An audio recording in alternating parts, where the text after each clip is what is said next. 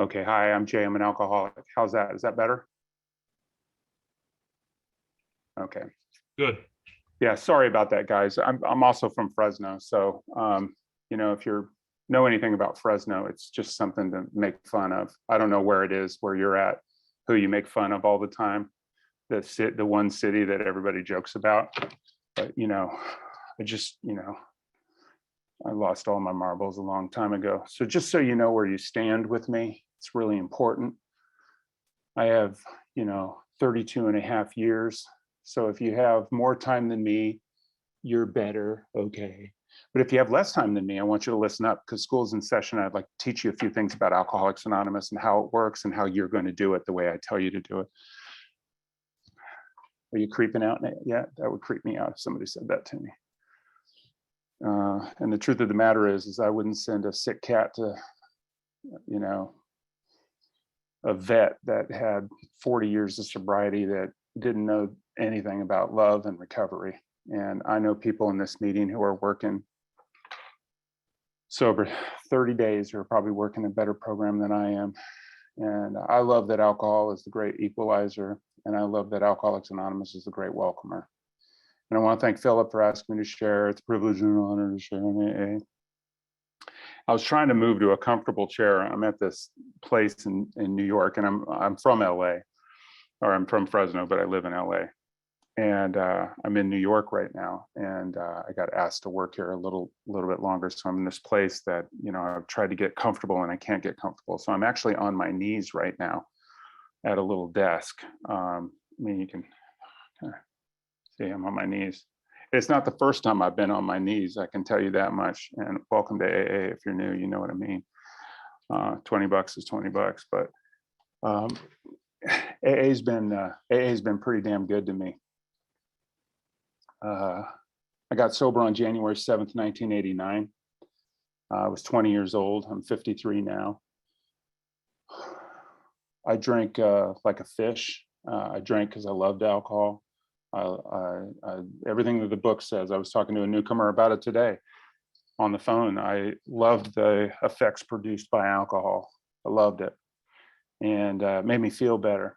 And I was telling this newcomer, when I started drinking, I never ever said, I feel really bad about myself. My dad beat me,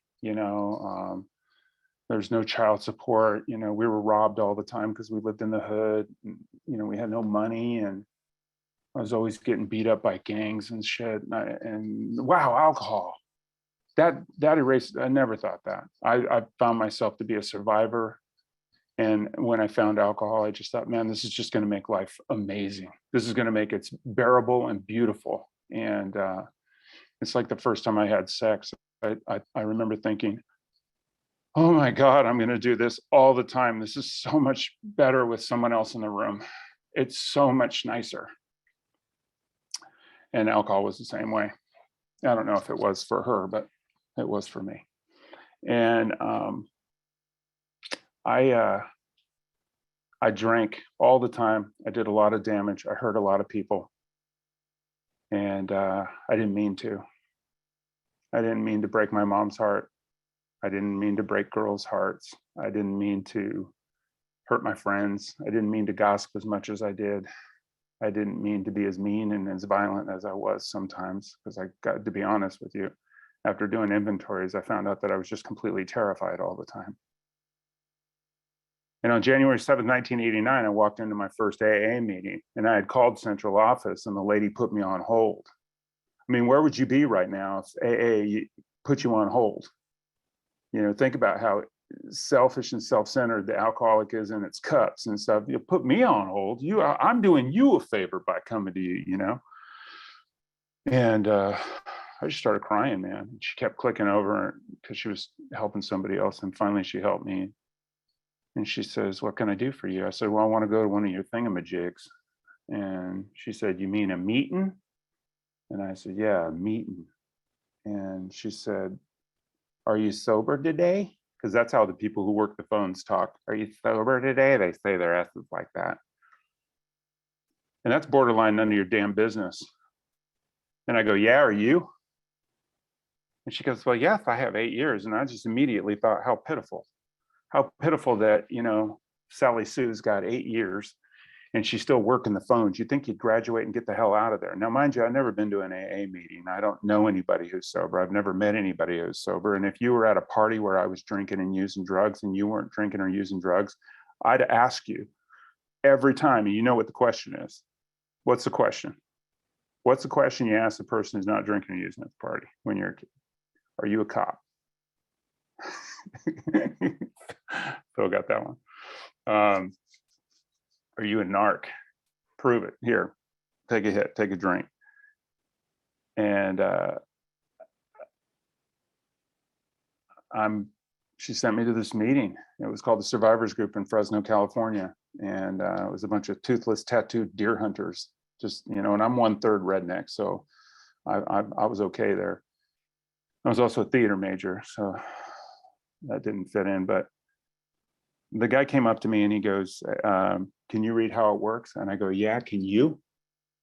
And he goes, yeah, I can, but I'm asking you to do it. And I go, well, all right then, dude. All right, what's up? Like, I was ready to throw down over how it works. And I started reading it. I said, how it works, rarely have we seen a person. He goes, no. In about 20 minutes, when the meeting starts, and then I'll tell you when it's time. And I was like, oh, this guy's trying to make me look like an asshole. So I took the whole format into another room and I sat in one of those little church chairs for kids where your knees are in your face. And I proofread it 3 times because I wanted the reading to go well with these people. I didn't care what they thought, right? And I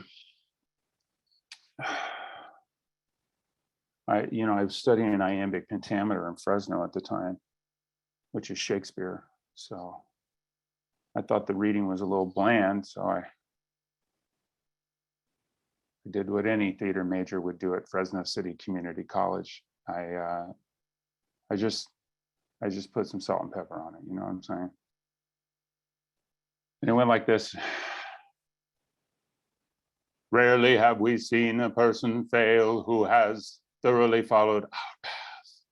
And I read it like that all the way through. And people were literally, it was a men's stag. There were 14 men in the group. They were literally coming undone. Like I watched them. I was like, why are these guys, do these guys not, obviously they don't know Shakespeare, but they don't know vocal inflections and levels. Obviously these guys are never going to make it. And then I started adding shit because, I mean, wouldn't you if they weren't getting it? We admitted we were powerless over alcohol. That's why I'm here. How about you, Chuck? Yeah, AA. And then you throw your gang signs. But this is, if you don't know, this is the gang signs for AA. So you can say, yeah. Jeffrey knows it. Jeffrey made a meme about this. Yeah, gangsta AA. They didn't know the signs yet. They hadn't gotten that memo yet. And I'm, 9 minutes in AA, so I'm already kind of figuring everything out. And then the meeting started. And once the show was over, the sharing started. And that's when the beauty of AA took over for me personally. 20-year-old kid, completely brokenhearted. And I was brokenhearted by me. I broke my own heart. Nobody did anything to me.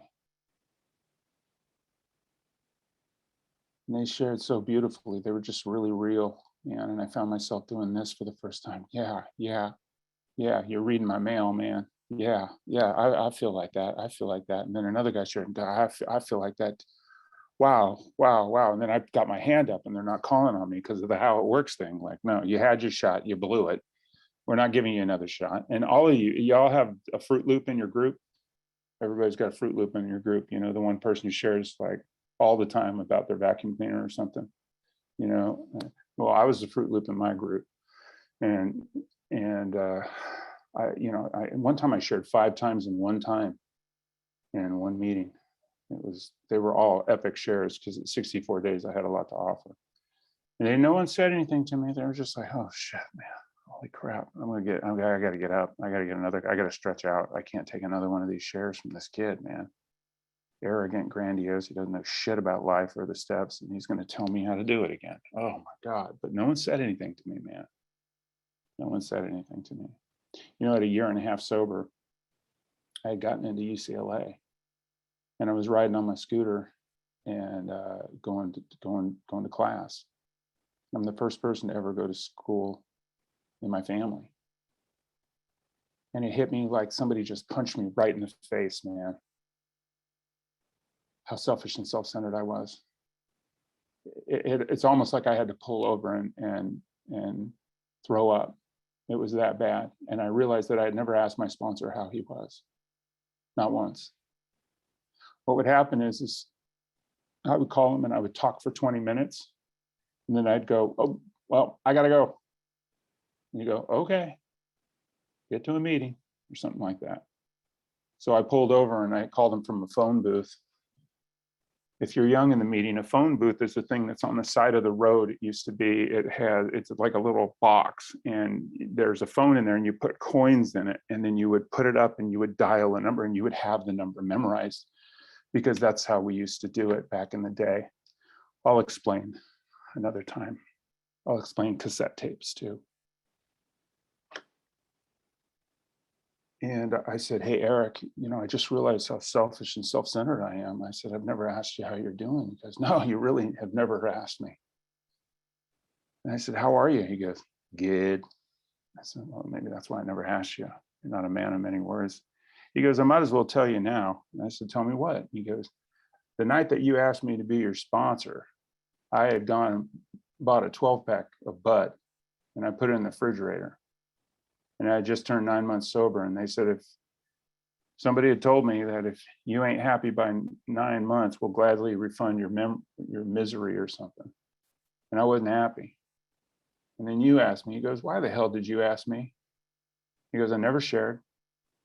Every time they called on me, I passed. I sat in the back corner, which he did, behind a file cabinet in the corner. I said, I asked you because you said hi to me.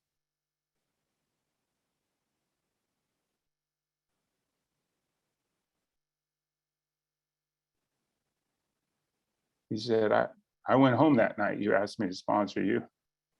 And I poured out the beer. So I don't know who loved you enough to stay sober one day for you. But there's been days in my sobriety I did not stay sober for myself, but I stayed sober for other people. Anybody tells you that's the wrong way to do it, well, I don't know what to tell you. Ain't my story. He still has 9 months more than me today, by the way. He doesn't have the recovery and the humility that I have. I will say that, not really even close. I was going to write a book on humility called Hey, Everybody, Look at Me. But I got the title already. I just am having a hard time with the other part at the beginning and the middle and the end. But I know a lot about humility, let me tell you. I did my 4th step. I read my 5th step and did 6 and 7 when I had 89 days sober. The guys in my group made it sound really scary that if I didn't do the steps, that something bad was going to happen. And they would ask me, they go, how's your 4th step coming, Jay? And I go, it's good. It's going really good. I got it kind of planned out, thought out how I'm going to write it. I've been really, really, really thinking it out. Have you written anything? But no, see, that's the thing is I'm a creative person.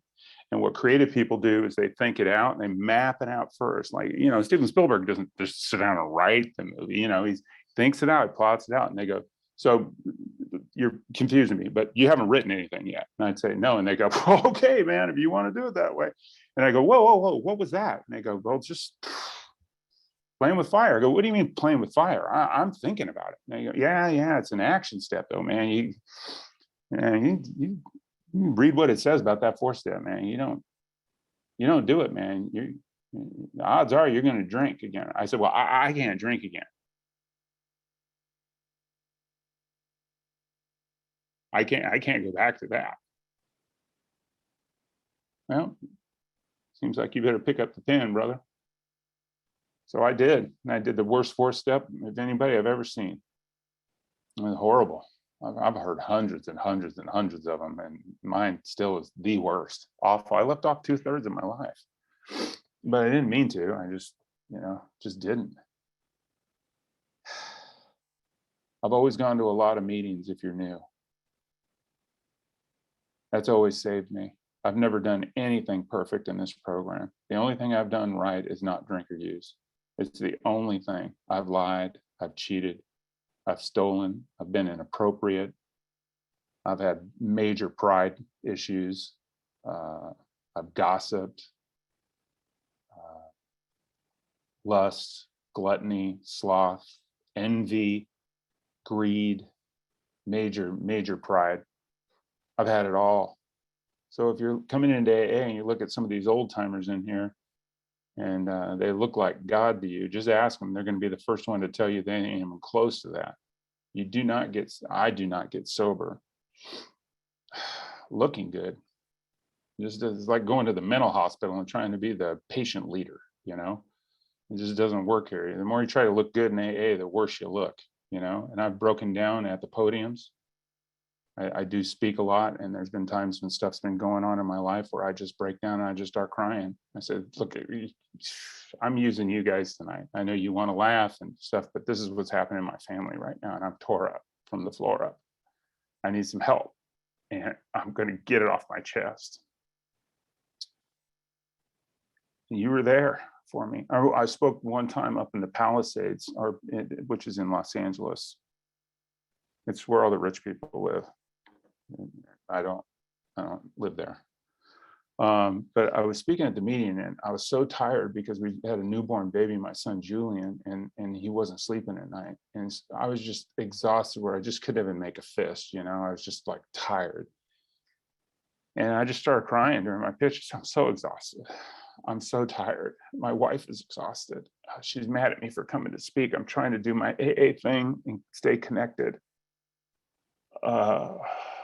And I was just exhausted. And there was a nurse in the meeting that works with infants and parents. And there was another nurse, and there was a doctor there. And they just sat around, and we cut my pitch short, and they just all around in a circle just started sharing to me. It's just dumbfounding to me.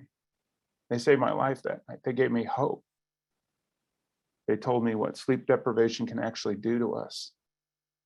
And I thought that there was just, once again, something really, really wrong with me. You know, when I was done sharing at my meeting, in my very first AA meeting, all the men started to share to me, and they continued to save my life. Each one of them shared directly to me, and I knew that they didn't like me because of the How It Works reading, for sure. I knew that. All joking aside, I was just like, ugh, dude, seriously? And I just didn't know.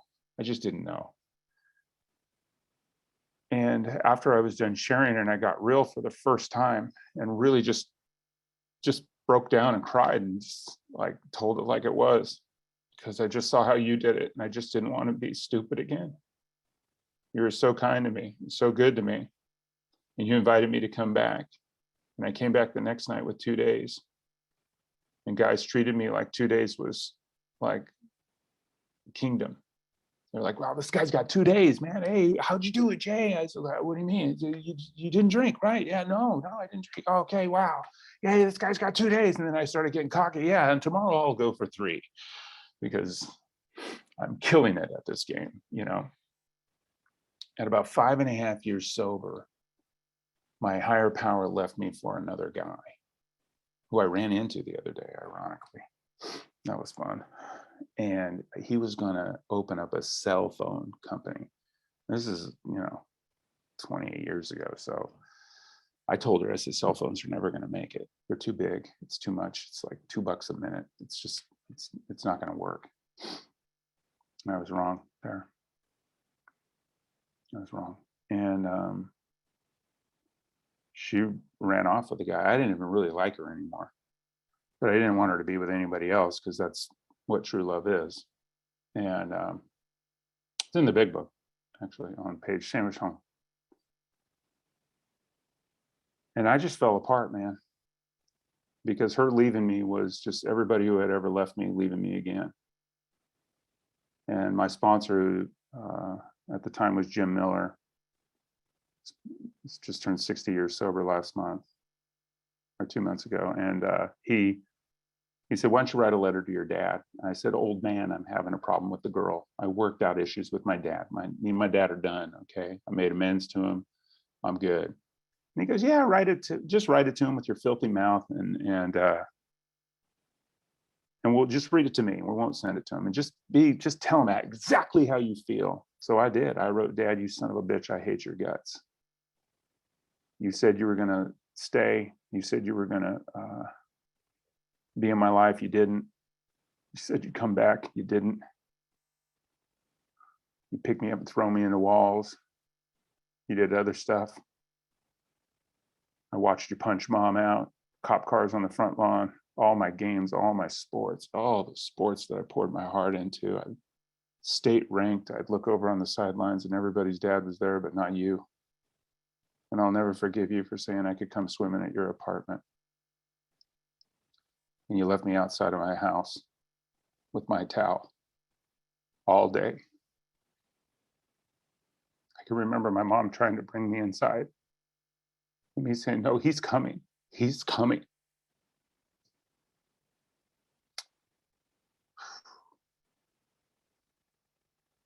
And Jim was like, that was beautiful, Jay. He goes, you left something out. And I said, what's that? And he goes, get out your pen and write this down at the end. And with all that, Dad, I still love you. So I wrote it because it was true. And he had me write. And I've been waiting by the phone all these years for you to call. And today I'm going to stop waiting and you're free now, Dad. So I did.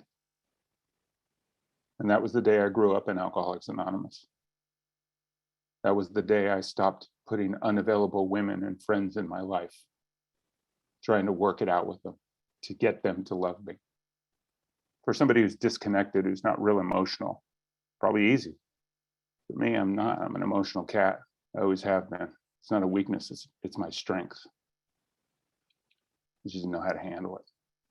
And my sponsor helped me once again. That's not in the big book. That's from experience.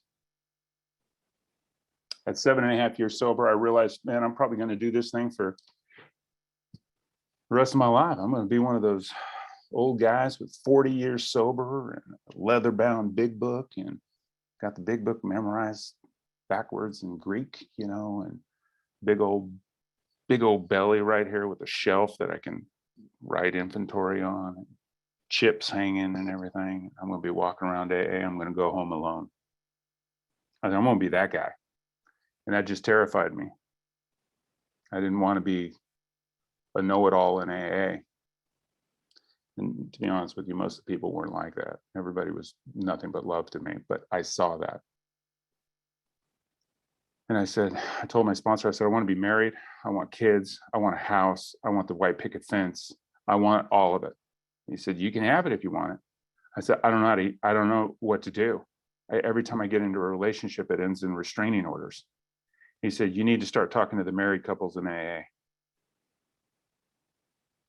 I said, okay. So I gathered up all 3 married couples in Alcoholics Anonymous worldwide.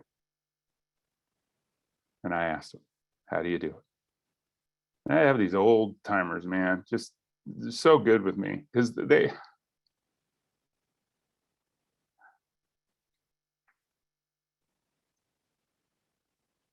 I really think that they looked at me and they just said, God, this guy's really trying. He's doing more than just not drinking. He's really trying. They told me all kinds of shit. And I asked this girl out. I started dating and learning how to date without sex. That's hard, you know, because it's all I know how to do is put my moves on and then sleep and leave. And my sponsor had said, stop talking to your single guy friends. You know, they don't know what the hell they're talking about. That's why they're single. You gotta not call her back, dude. You know, if you don't call her back, wait 3 days to call her back. Make her want you, you know, shove her around a little bit. And it's like, none of that's my style. I'm like, God, and you're single. It's like going to prison and trying to have your cellmate tell you how to do the perfect crime. And then you look at them and you go, wait a minute, you're in here with me, asshole. I'm not listening to you. So I listened to the married couples. I asked this girl out. We went to this place called La Cana Vanette on 3rd Street in West Hollywood. It's a 5-star restaurant with a wine list that's that thick. And, you know, I got class. I'm from Fresno. Fresno, like, just pick out a podunk city somewhere in Tennessee. where people make fun of, you know, that's Fresno. So hope that helps. And I knew the maitre d'. I knew the guy. He knew me, and we couldn't figure out where we knew each other from. And he goes, "Are you a friend of Bill W's?" And I said, "Yeah, that's what it is." And I said, "What's your name?" He goes, "Bill. My name is Bill." And I said, "Hey, Bill, well, this is Jamie. I'm Jay." He sat us down. He was our food server. He said, "What can I get you guys to drink?" We have water, soda, we have juices. And she looked at him and she said, "I'll have a glass of Merlot. Is that okay?" And he goes, "Oh, yeah. Sorry." He looked at me like, "Are you in or you out? Because I don't give a shit." And I said, "I'll have your Diet Coke 96." He goes, "Got it." And when he walked away, she leaned in and she goes, "How do you know that guy?" "Oh," I said, "we have mutual friends." And she said, "No, I come here all the time. They don't whittle off a water list. They start with the wines. So like, and what was that code thing that you guys did?" I go, "What code? Are you a friend of Bill whoever?" I said, "Oh, it's just a guy, you know." And she goes, "No, what's going on? This is weird." And I had just gotten to the point in my sobriety where these couples had told me to stop reading my fourth step on my dates. Like, here's the things to watch out for. My dad used to beat me when I was a kid. I know the odds are I'm probably going to beat you too, but I got to tell you, I've done a lot of work on myself. I'm doing a lot. I still get pretty angry. I will tell you that much, but not at you or anybody else. So you got nothing to worry about. Everything's going to be fine. My dad left me when I was a kid. I had a lot of abandonment issues. Where are you going? Are you going to the bathroom? Do you want me to go with you? Because I'm all better now. Hello?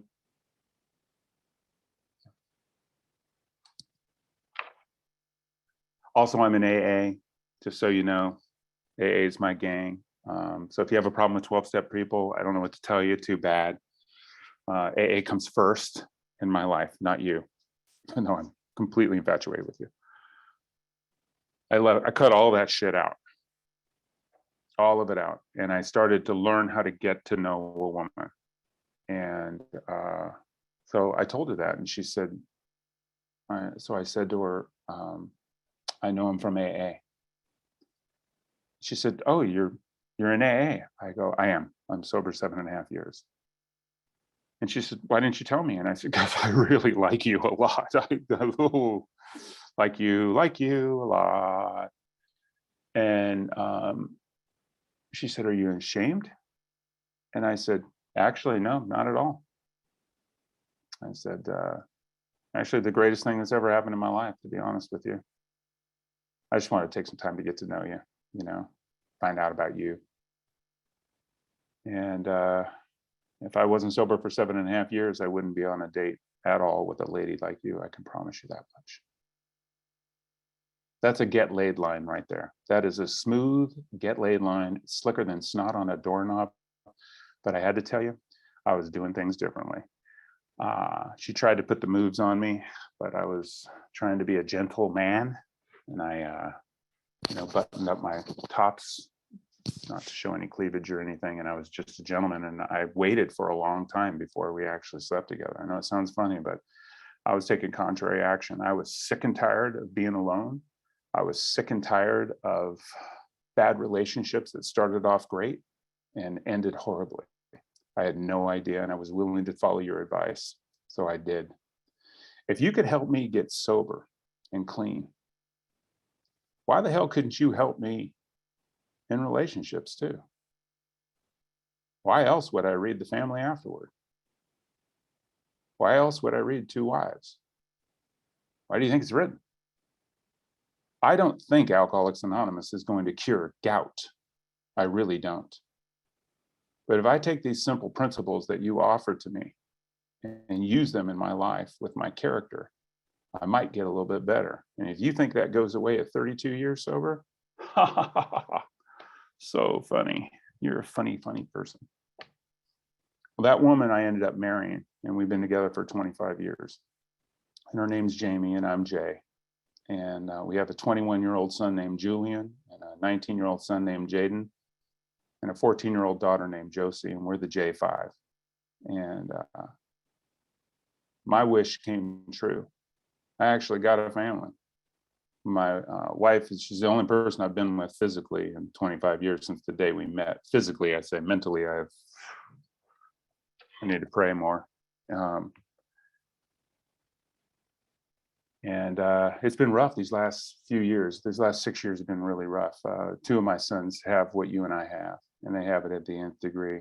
2.5 years ago, I found my 16-year-old son in the bathroom. I had to break down the door and do CPR on him. He had overdosed on fentanyl, and he was completely purple. And I was just yelling in his ear as I was doing the best I could. Please don't leave me, son. Hang on. I love you. I love you. I just wanted his last words to be, if he was dying, I wanted to hear that I love you, that he knew that somebody loved him. And the firemen came, the heroes that they are, and they shot the side of his neck with Narcan, and my son lived. And he had 16 months, and then he slipped, and now he's got 10 months again in our program. He has a sponsor. He works the steps, not to my standards, I'll tell you that much, not to my standards, but to most people's standards. And my business is not in his business. So he's alive and I love him. I don't give a shit how, I don't like separating people into who works a good program and who doesn't anyways. That's the stupidest thing people do in AA. Who am I to judge?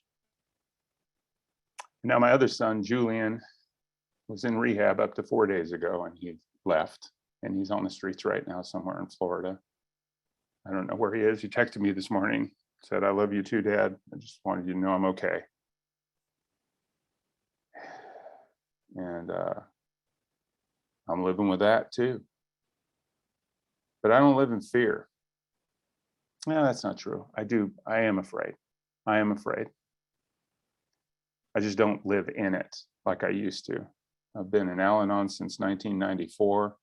Hasn't done a whole bunch of good with my kids, I'll tell you that much. I don't love anything like I love my kids. I don't love any of you like I love my kids. I don't love my wife. I don't love my mama like I love my kids. And it's really been tough. But my kids grew up in AA.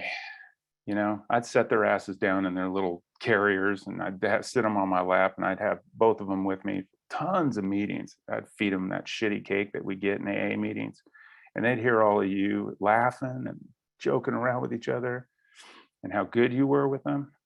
They know it's there. My son Julian knows it's there. I just hope he doesn't come across the bad stuff out there and can make it. And you and I went out with alcohol years ago. It wasn't what it is nowadays. And, you know, I think it was when Stephen was reading your beautiful format that says how AA is evolving and with the technology and everything. I thought that was top notch. I think your meeting is top notch for putting that in there. I'm on the board for a place called Radford Hall in Los Angeles. And we have 70 meetings that we started, 65 of them in the pandemic. And our biggest meeting is this meeting at 10 p.m. It'd be, I don't know, midnight your time, I think, called Zombies. And every night it's about 170 people every night, 7 nights a week. And we always bring newcomers on there, and we have them smashing pipes and pouring out wine and pouring out vodka. People come to the meeting drunk, and we 12-step them right through the damn computer. And then they get sober. We've Ubered people to hospitals right from Zoom. So when you have the fellowship that you have afterwards, we invite the drinkers and the druggers to come to our meeting. We want them there. We don't throw them out. We don't want to hear a bunch of shit, but you know, but as soon as I'm not welcome in an Alcoholics Anonymous meeting because I'm drunk, I'm leaving Alcoholics Anonymous. The only requirement for AA membership is a desire to stop drinking. Doesn't say anything about stopping drinking. And how lucky are we to be here? You know, there's a story about a church in the 17th century that burned down, and it had 7 stained glass windows all around it, and 1 in the front, 3 on each side, and it burned down. And the head of the church said, I want to get it rebuilt by our big Easter Passover. He says, but I got to find somebody. I've got the construction guys, got the masonries, but I got the mason workers, but I don't have the stained glass workers. And he says, I need one of them to do each one. So he found 6 to do the 3 on the side, but he couldn't find somebody to do the front one. And he put bulletins all through the villages. And one day this old man, tattered, smelly, all his clothes were torn. He was obviously didn't have a home. And he went up to the head of the church and he says, I used to be a stained glass worker and I can do it for you. And all I ask is that you give me a place to sleep and you give me food and let me be the one to unveil it. And he said, look, man, I'm serious about this. Okay, just run along. And he looked him up and down, judged him, of course, and sent him on his way. About a week went by, nobody was coming forward. So the head of the church went out into the street and found that man. And he said, look, were you serious about that? Because this big event that I'm putting together, it has to go over well. He said, I was. He said, but remember, you got to give me a place to sleep. And I'm going to be working all day and I need food and I'm the one who gets to unveil it. He goes, fine. So he did it. Well, the day of the big event came and all the 6 stained glass artists unveiled theirs on the side and it was beautiful. Church was packed inside, out on the prairie. It was just packed. But the big one in the middle was still covered and the old man was still working on it. And he had worked night and day on that thing. And the head of the church came up to him and said, look, man, are you done yet? Come on. I got like time's cooking. Let's go. He goes, I'm ready. And he unveiled it. And everything stopped.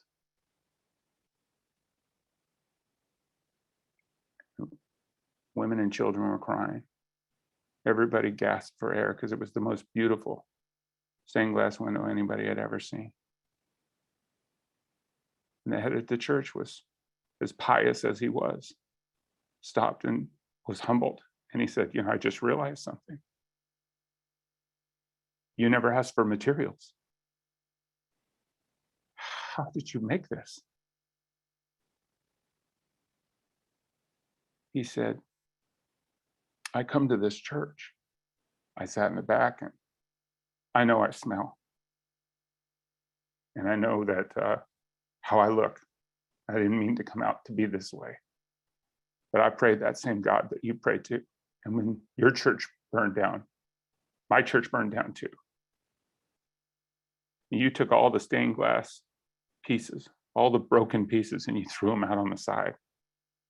What I did is I took the broken pieces and I put them together to make this. And for me, that's what we've done in Alcoholics Anonymous. Is you've taken a broken piece like me and you put it together with a broken piece like you, and we've made something beautiful. This is our secret. I don't know what the hell the rest of the world is doing. You and I are in an AA meeting, healing. We're not going to die from alcoholism today. And hopefully there's a newcomer in this meeting that's going to reach out to one of you old timers and say, will you help me? I don't know how to do the steps. You say, work the program. I have no idea what you mean. Read the book. Which book? Which part of the book? Where do I start? What do I do? You're going to be able to sit down with that man or that woman, that person, and say, let's begin. And then who gets the healing? What do I owe you for what you've given me? Did I show up to some meetings? In 10 minutes, I'm going to leave here. I'm going to hop in a cab and I'm going to work an all-night shift. Clean some coffee pots for you. Mop the floors, stack some chairs. The fact is that no matter what I do, I'm never ever going to be able to repay you for what you've given me. How do I thank you for that? Where do I begin? All that I have, all that I am, all that I hope to be. I got here 32 years, 11 months, and 11 days ago today. So thanks, Phil, for having me. Thank you guys for having me. God bless you all.